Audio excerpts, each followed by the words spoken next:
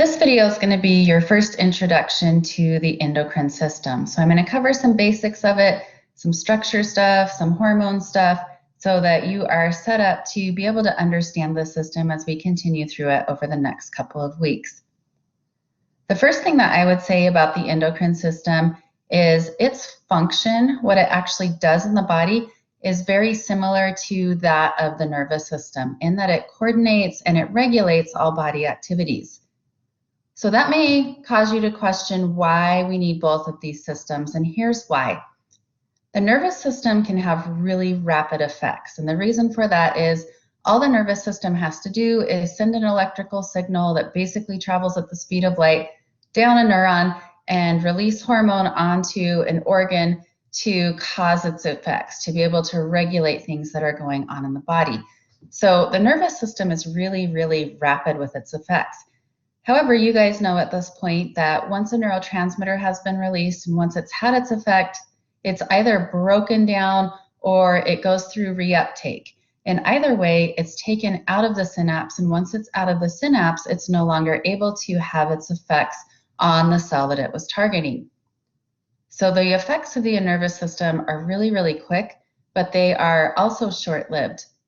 The endocrine system is a little bit slower. So the endocrine system consists of organs that release chemicals known as hormones into the blood, and those chemicals travel through the blood to control and regulate and have effects on organs that are in other areas of the body. So because we're using the blood as a medium to transport hormones, when we have hormones being released in the body, their effects are a little bit delayed. They're not immediate because it takes some time for that hormone to travel through the blood to get to the organ it's trying to affect. However, because these hormones are released into the bloodstream, it takes a lot longer for them to be broken down. So when you have an endocrine system controlling and regulating things that are going on in the body, the effects are delayed, but they are also prolonged. So when we combine the nervous system and the endocrine system, and we have both working together, we're able to get both immediate effects and prolonged effects in controlling and regulating things that are happening in the body. So I want to talk about some basic anatomy before we get too deep into the endocrine system and talk about an endocrine gland versus an exocrine gland. Up to this point, you've learned about some glands in the body. So we talked about sweat glands and oil glands in the skin back when we were in the integumentary system. And sweat glands and oil glands are examples of exocrine glands. The reason for this is both of these gland types release their product into a duct.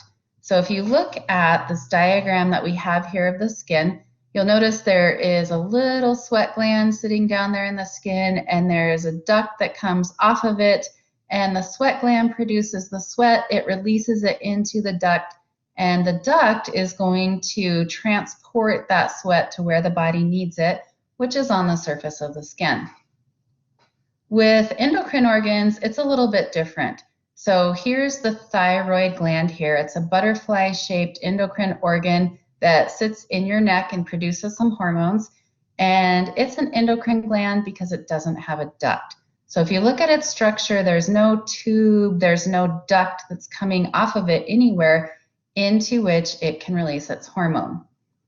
What endocrine organs do instead is, if you look at them microscopically, they're very vascular. So here's an artist's representation of that. We've got the cells that make up the thyroid, or some of the cells that make up the thyroid.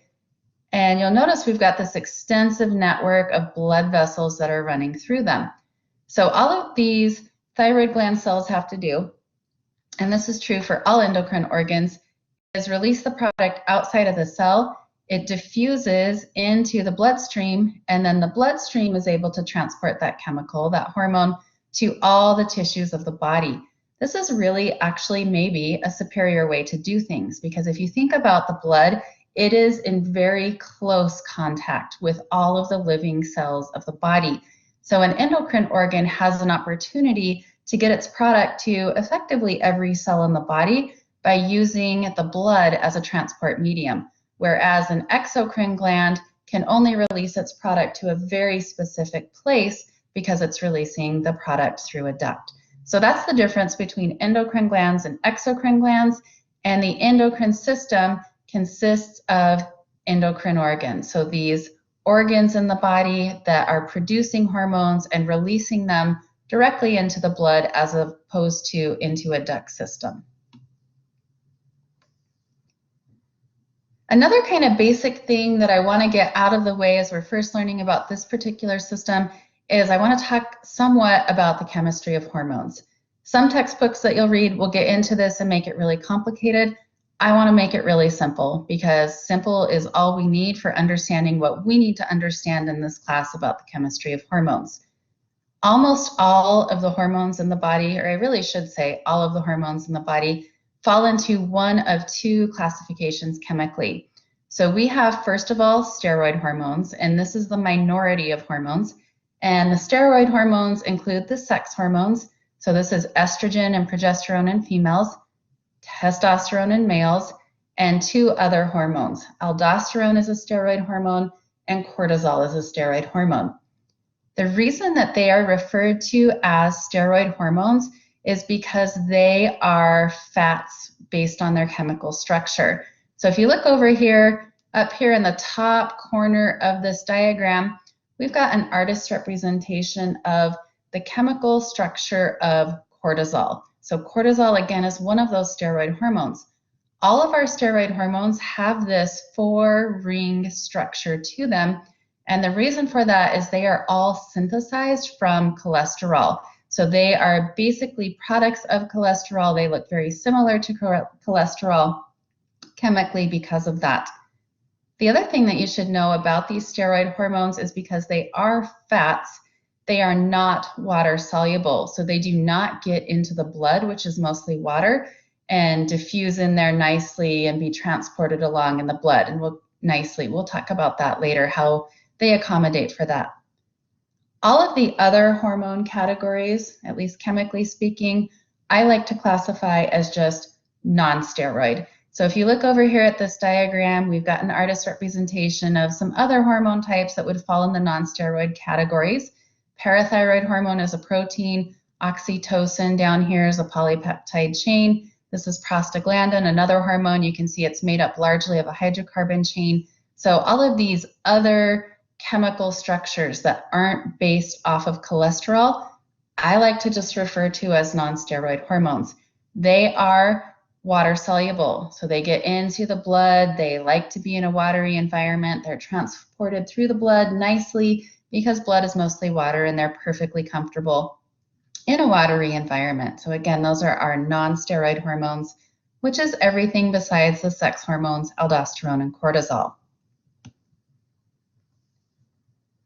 So we've talked about what endocrine organs are. We've talked about the fact that they release these chemicals that go into the blood and the blood transports them to other cells of the body. And these chemicals are known as hormones.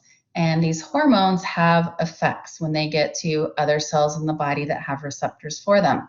So what I want to do with this particular slide is talk about what causes an endocrine organ to release its hormone, because endocrine organs are not always just producing hormone and releasing hormone into the blood.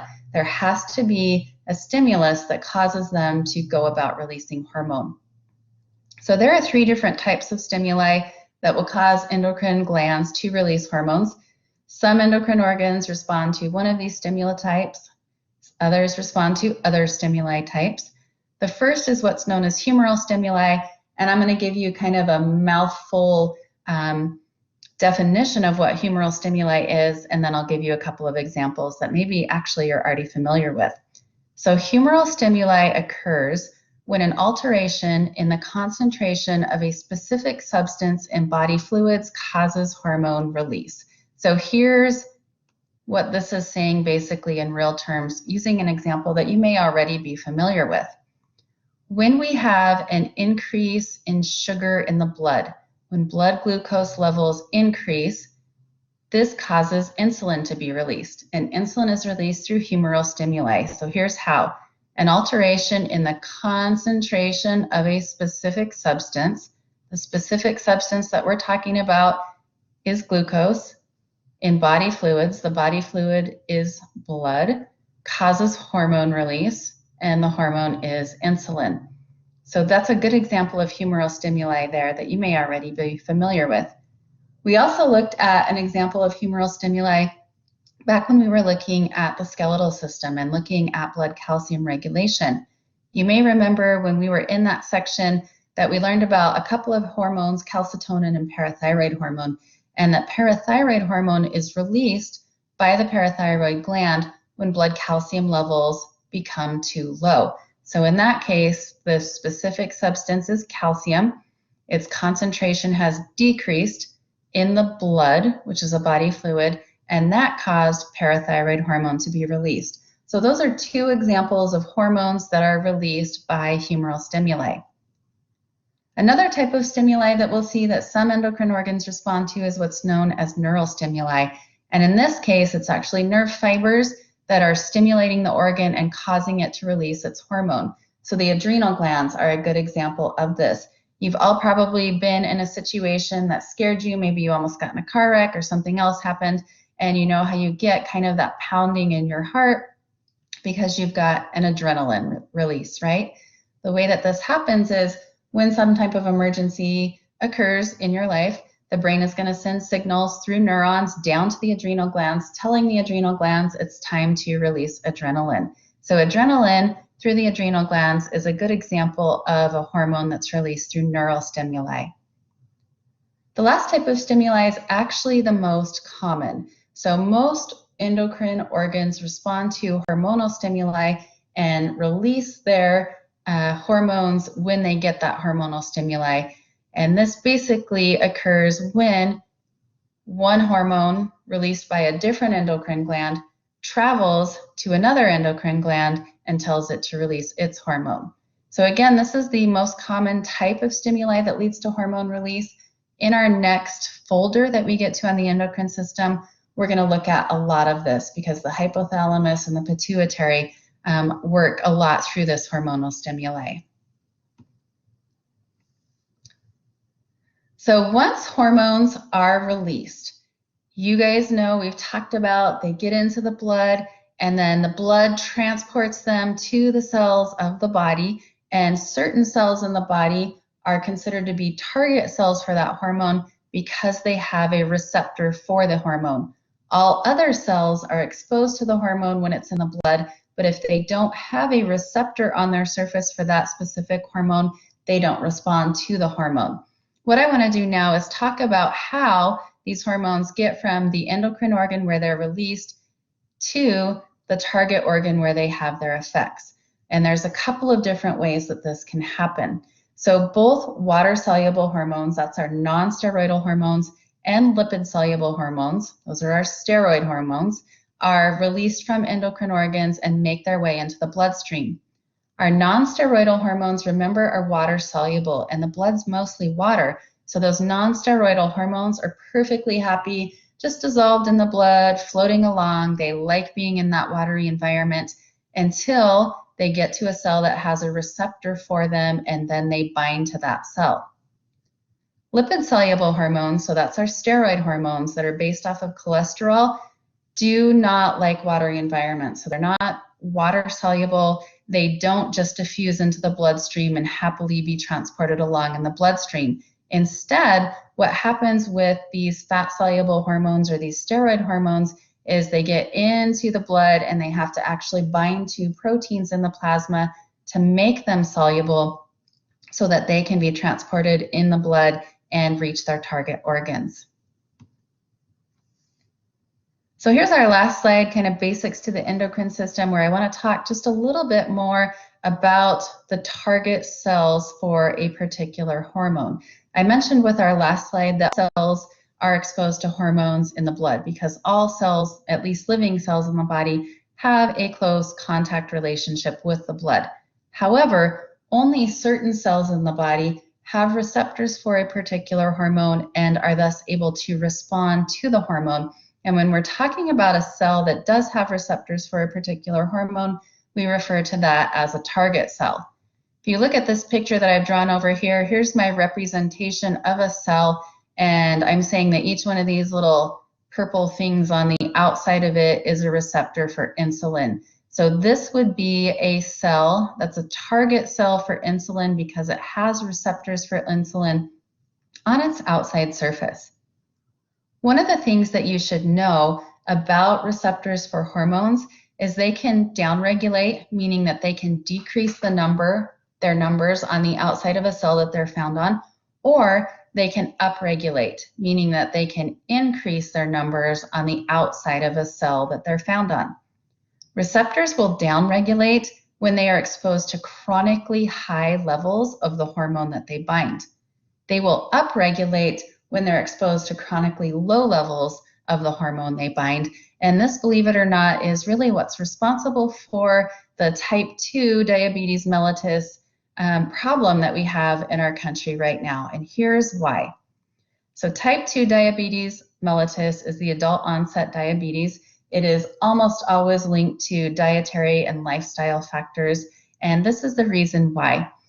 If you are not careful about what you eat, so if you eat too many simple carbohydrates or you eat entirely carbohydrates and you don't combine them with fats and proteins and things like that that are going to prevent your blood sugar from spiking, then what happens is all of that sugar, as it's broken down by the digestive system, gets released into the blood and it spikes your blood sugar. And when your blood sugar is high, insulin's released by the body. And if your blood sugar is always high because you're always eating or you're not eating smartly and doing things to prevent blood sugar spikes, then what happens is that the cells on target cells for insulin will downregulate their receptors. So they will actually physically decrease the number of their receptors for insulin on the outside of the cell. What that does is it makes the cell less responsive to insulin, so that when you have insulin being released, there aren't as many target cells or target cell receptors for it to bind to, and that prevents insulin from having its effects. It isn't able to clear the sugar from the blood. If that's the case, blood sugar stays higher for longer, and it causes the damage associated with high blood sugar, which basically damages every single organ of the body because it's damaging to the bloodstream. When you're in a down-regulated state, that is what type 2 diabetes is. It's because your cells have down-regulated, they're not as responsive to insulin, they're not able to clear sugar from the blood when your insulin is released, and now you may be dependent on medications like metformin or even insulin itself, where you have to give yourself injections to try and up insulin levels to clear sugar from the blood. I mentioned before that the other thing that can happen if cells are exposed to chronically low levels of a hormone is they can upregulate the receptors on their cell surface, which is going to make them more responsive to that particular hormone. There are people that have reversed type 2 diabetes mellitus through upregulation of their cells. In order to upregulate the receptors, you would have to decrease the chronically high insulin levels in your blood that are being caused by overeating, that are being caused by not eating smartly, so eating too many simple sugars, eating too often, not exercising, doing those things that are going to help to clear sugar from the blood. So if you start doing those things so that your blood sugar isn't so high, your insulin levels will go down. If your insulin levels go down, now you might see your cells starting to upregulate to even where they may get to the point where they're responsive to insulin again at normal levels, and you no longer have type 2 diabetes mellitus.